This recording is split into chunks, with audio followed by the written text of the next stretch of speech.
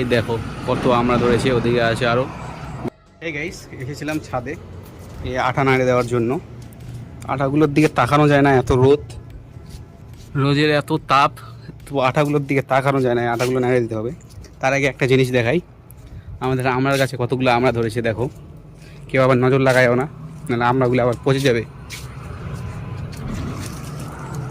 এই দেখো কত আমড়া ধরেছে, ওদিকে আছে আরও, ভিতরে আরও অনেক আছে। এই এদিকে দেখতে পাচ্ছ আরও অনেক আমড়া আছে। তো কে কে আমড়া খেতে চাও আমার সঙ্গে যোগাযোগ করো, নিশ্চয়ই আমরা রেসিপি নিয়ে আসবো এর পরের ভিডিওতে। আমরা রেসিপি মানে হচ্ছে আমড়া মাখার ভিডিও নিয়ে আসবো ইনশাআল্লাহ, তো পরের ভিডিওটা দেখতে পাবে। আর এদিকে দেখছো আমার গোলাপ গাছে কত সুন্দর একটা গোলাপ ধরেছে। এগুলো অনেকগুলো ধরেছিল, তো মরে গেছে। আমার বড় গাছটা আছে, বড় গাছের মধ্যে আর ধরিচ্ছে না, বড় গাছটা কাটিং করতে হবে, তাহলে আরও ধরবে।